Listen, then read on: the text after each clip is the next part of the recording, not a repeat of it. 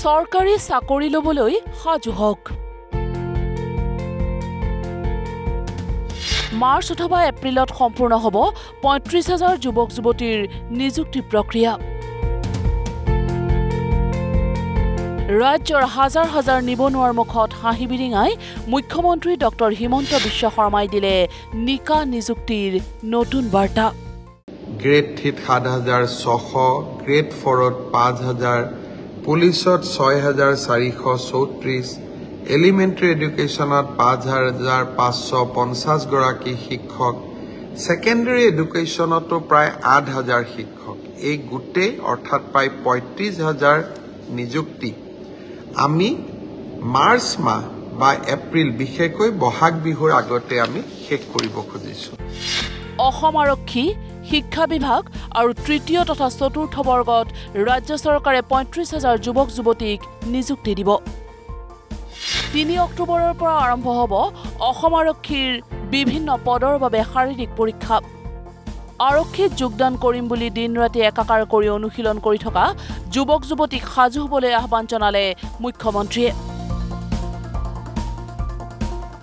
সম্পূৰ্ণ নিকা আৰু স্বচ্ছতাৰে ৬,৪৩৪ জনৰ হ'ব অসম আৰক্ষীৰ বিভিন্ন পদত নিযুক্তি। সামাজিক মাধ্যমৰ জৰিয়তে এই ঘোষণা মুখ্যমন্ত্ৰী ডক্টৰ হিমন্ত বিশ্ব শৰ্মাৰ। আমি অসম পুলিচত ৬,৪৩৪টা পোষ্টৰ বাবে আবেদনৰ প্ৰক্ৰিয়া আৰম্ভ কৰিছিলোঁ আৰু আজি আমি সিদ্ধান্ত ললো যে অহা ৩ অক্টোবৰৰ পৰা পুলিচৰ ফিজিকেল টেষ্টসমূহ আৰম্ভ হ'ব। গতিকে মই সকলোকে অনুৰোধ কৰিম যে বানপানীৰ যেতিয়াই পানী শুকাব, আমাৰ খেলপথাৰসমূহ মুকলি হ'ব, আমি দৌৰা প্ৰেক্টিচ আৰম্ভ কৰিব লাগে, কাৰণ ৩ অক্টোবৰৰ পৰা অসম আৰক্ষীৰ ফিজিকেল টেষ্ট আৰম্ভ হ'ব। মোৰ লক্ষ্য হৈছে যে ফিজিকেল টেষ্ট, ৰিটেন আৰু ভাইভা তিনিওটা প্ৰক্ৰিয়া সম্পূৰ্ণ কৰি এই বিত্তীয় বৰ্ষতে আমি যাতে এই ৬,৪৩৪টা পদ ভৰ্তি কৰিব পাৰোঁ, এটা সুন্দৰ নিযুক্তি প্ৰক্ৰিয়াৰ মাজেৰে ল'ৰা ছোৱালীক নিযুক্তি দিব পাৰোঁ আৰু তাৰ লগে লগে ২০২৫ চনৰ বাবে আকৌ এবাৰ নিযুক্তি প্ৰক্ৰিয়া আমি যাতে আৰম্ভ কৰিব পাৰোঁ। তৃতীয় আৰু চতুৰ্থ বৰ্গৰ বাবে অনুষ্ঠিত হ'ব বাছনি পৰীক্ষা।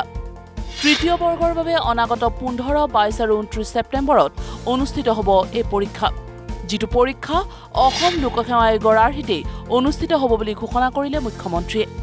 চতুৰ্থ বৰ্গৰ পৰীক্ষা হ'ব একেটা আৰ্হিতে। ২০ আৰু ২৭ অক্টোবৰত অনুষ্ঠিত হ'ব চতুৰ্থ বৰ্গৰ পদসমূহৰ পৰীক্ষা। এডিআৰিৰ গ্ৰেড 3 পোষ্টসমূহৰ পৰীক্ষা ১৫, ২২ আৰু ২৯ ছেপ্টেম্বৰত অনুষ্ঠিত হ'ব। মই আকৌ এবাৰ কৈছোঁ যে গ্ৰেড 3 পোষ্টসমূহৰ বাবে ইণ্টাৰভিউ ১৫, ২২ আৰু ২৯ ছেপ্টেম্বৰত অনুষ্ঠিত হ'ব। এই পৰীক্ষা এইবাৰ লোকসেৱা আয়োগে পতা পৰীক্ষাৰ আৰ্হিত হ'ব। প্ৰথমতে প্ৰিলিমিনাৰী পৰীক্ষা হ'ব, তাৰ পিছত মেইনছ হ'ব আৰু মেইনছৰ পিছত আমি ভাইভা প্ৰক্ৰিয়াৰ মাজেৰে আমি সমগ্ৰ ইণ্টাৰভিউ প্ৰক্ৰিয়াটো সমাপ্ত কৰিম। চতুৰ্থ শ্ৰেণীৰ বাবেও আমি একেটাই ব্যৱস্থা হাতত ল'ম। প্ৰথমতে প্ৰিলিমছ, তাৰ পিছত মেইনছ আৰু তাৰ পিছত ভাইভা ভচি। গ্ৰেড 4 বা চতুৰ্থ শ্ৰেণীৰ পদৰো প্ৰিলিমছ ২০ আৰু ২৭ অক্টোবৰত অনুষ্ঠিত হ'ব। মুখ্যমন্ত্ৰী ডক্টৰ হিমন্ত বিশ্ব শৰ্মাই ৰাজ্যৰ হাজাৰ হাজাৰ নিবনুৱাক দিয়া ভাল খবৰৰ পাছতেই উৎফুল্লিত হৈ পৰিছে চৰকাৰী চাকৰি এটাৰ বাবে নিজকে প্ৰস্তুত কৰি ৰখা প্ৰতিজন প্ৰত্যাশী। হয়, আমি ৰাতিপুৱাও আহোঁ আৰু আবেলিও আহোঁ। অকণমান কষ্ট হয়, মই বেলেগ প্ৰাইভেট কাম এটাও কৰি আছোঁ, তাৰ মাজতে অনুশীলন কৰি আছোঁ। আগতে 3বাৰ দিছিলোঁ, 3বাৰে মানে পাছ কৰিছোঁ, কিন্তু 1 ছেকেণ্ড 2 ছেকেণ্ডৰ কাৰণে মানে বেয়া হৈ গুচি যায়।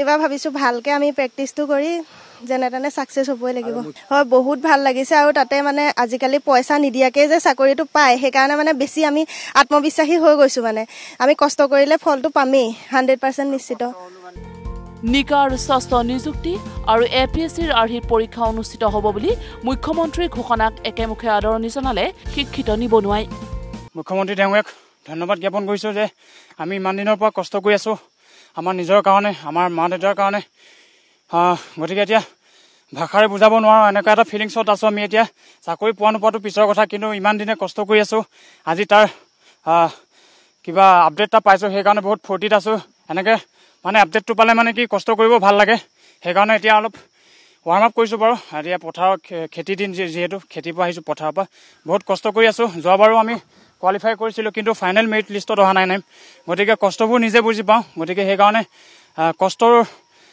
এইবাৰ যে এটাই বিশ্বাস ৰাখিছোঁ নিজৰ ওপৰত যে এইবাৰ নিজকে কিবা নহ'লে কিবাকে হ'লেও আনতকৈ এটা পোষ্টৰ আগত আগবঢ়াব পাৰিম যিটো পেটাৰ্ণত তেখেতে পৰীক্ষাটো এবাৰ অনুষ্ঠিত কৰিব APSC পেটাৰ্ণত সেইটো লৈ মই অত্যন্ত নিজৰ পাৰ্চনেলি মই নিজে বহুত সুখী কাৰণ যিটো তেখেতে লেভেলত পৰীক্ষাটো পাতিব হয় সেইটো লেভেলতে সকলোৱে পঢ়া শুনা কৰি আছে বহুতে পঢ়া শুনা কৰি আছে কিন্তু সেইটো লেভেলটো বহুত বেলেগ এটা লেভেল হয় APSC লেভেল বুলি কৈছে APSC পেটাৰ্ণ প্ৰথমে মেইনছ প্ৰিলিমছ হ'ব তাৰপিছত মেইন তাৰপিছত ইণ্টাৰভিউ যিটো প্ৰক্ৰিয়া বহুত দীঘলীয়া প্ৰক্ৰিয়া কিন্তু চবেই যদি কষ্ট কৰি পেলাই পঢ়ে ভালকৈ কনচেপ্ট ক্লিয়াৰ কৰি পেলাই পঢ়ে মই জানো যে এই পৰীক্ষা চবেই সফল কৰিব পাৰিব কোনোবা হ'ব অসম আৰক্ষীৰ জোৱান কোনোবা হ'ব শিক্ষক আন কোনোৱে নিজকে তৈয়াৰ কৰিছে ৰাজ্য চৰকাৰৰ তৃতীয় আৰু চতুৰ্থ বৰ্গৰ নিযুক্তিৰ বাবে নিজকে সাজু কৰি ৰখা যুৱক যুৱতীৰ মুখত এটাই কথা এতিয়া টকা দিলে চাকৰি নাপায় যোগ্যতা থাকিলেহে পায় চৰকাৰী চাকৰি আগৰ চৰকাৰে মানে আপোনাৰ পইচা থাকিলে চাকৰি পায়